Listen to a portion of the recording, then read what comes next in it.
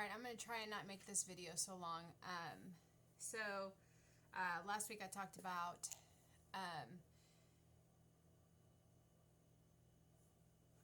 what led up to surgery from March to June. So I had my surgery June 11th. I had a gastric sleeve. I was nervous the day of surgery. I was in some pain. They have little small incisions. Those little small incisions still hurt. And I had a lot of gas. I decided to follow doctor's orders and the nurse's orders and not take Gas-X and things like that. But they said the more you walk, the more it releases gas, the trapped gas that's inside. And the day after, they said that you're walking so well, we can send you home. And so that's what I did. I was still in pain. I slept at an incline to relieve the pain. I was doing pretty good for the first few days. They have you drink from these little 1 ounce glasses. You have to relearn how to drink. Your first few days, you're only on clear liquid, so like water, electrolyte type drinks. You don't even drink protein drinks yet. You do drink protein water, which are terribly gross. But you're supposed to take a sip, very small sip, breathe out through your nose to get all the air out, then swallow it. And so you have to kind of relearn how to do that. So I was learning how to do that, but I was feeling very nauseous. They put me on some vitamins that were supposed to relieve the nauseousness. They gave me some nausea medication. It wasn't really working. I started getting my migraines that I was getting before surgery. I was starting to get those migraines back, but even worse. They thought that I was dehydrated, so I went to the ER to get hydrated, but that didn't really do anything. I went to my surgeon's office, and they hydrated me with even better hydration. Still wasn't feeling good, so I went to a bigger town's ER, and they did a lot of scans and things and didn't find anything wrong, so they hydrated me again, sent me home, and I started having vertigo set in to the point where like I couldn't even see to get from my living room to my bathroom, which isn't very far at all. I have a very small home. And after 2 weeks of ERs, I was going like every day, every other day, just for different issues I was having between being dizzy and dehydrated and different things. My surgeon decided to admit me after 2 weeks of just throwing up and being nauseous and going to his office. He said, we got to figure out what's going on. So he admitted me. I was in the hospital for about 4 or 5 days. He decided to do an endoscopy, and what they found, not on scans, but found through the endoscopy, was that my sleeve had twisted. It only happens in 0.6% of people. In fact, it's not even on the list of possible complications of the paper that you sign before surgery.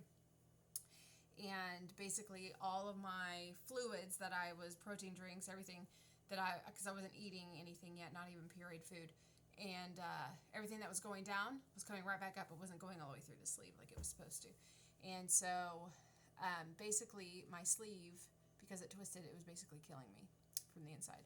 And so they couldn't find any of that stuff on scans. And so he said my best option, there was other options, which wouldn't fully solve the issue. He said the best option is to cut the sleeve out and to convert it to a gastric bypass, which is the surgery I didn't want.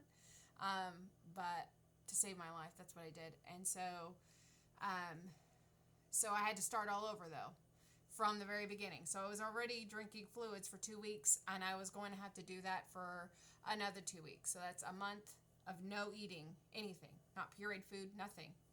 It was very discouraging. But I was like, if this saves my life and I can go back to a normal life, great. So that I was hopeful that all of it would stop. But after about a week, my migraines came back, dehydration came back, which they thought was because I hadn't eaten food in a month. So they decided to move me into food faster, which was really hard for me to do. It was like my stomach was not ready for that. And I had to go really, really slowly. They moved me a lot faster than I think my stomach was ready for. I had a lot of nausea because of that. And the vertigo came back. I was really dizzy. I couldn't take more than a couple steps without almost falling. And so I went to vertigo therapy, and they said that I wasn't acting like a vertigo patient. I was acting like a concussion patient. So they sent me to, I stopped vertigo therapy, and they sent me to an ENT because I was also having a lot of ear pain with my dizziness. And so, long story short, my ENT tests, which were really long and drawn out, and I won't go into all the testing, but it took a couple months to do all the testing, and the tests were all awful to do, but those all came back clear.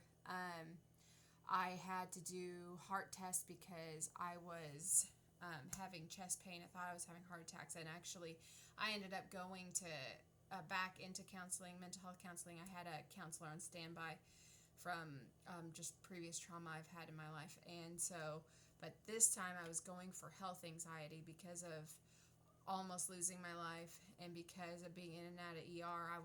I was in a state of mind where I thought I had to be in the ER all the time in order to be safe. And so I'm a lot more healthier now, thank God, that I don't feel the need to be in a hospital in order to be safe. So, but with the feeling of having a heart attack, I had pain down my left arm. I really thought I was having a heart attack.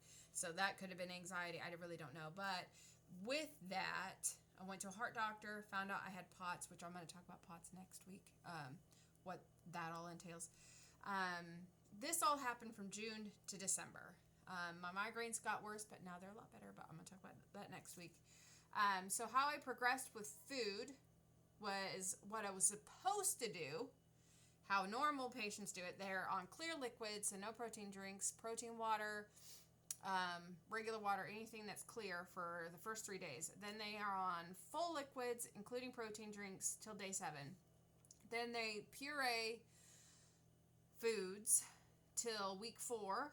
Then they are on soft foods, so foods that they don't really have to chew too much, till week 6, and then full diet from 6 weeks on. For me, though, they put me on a full liquid diet, protein drinks and everything immediately.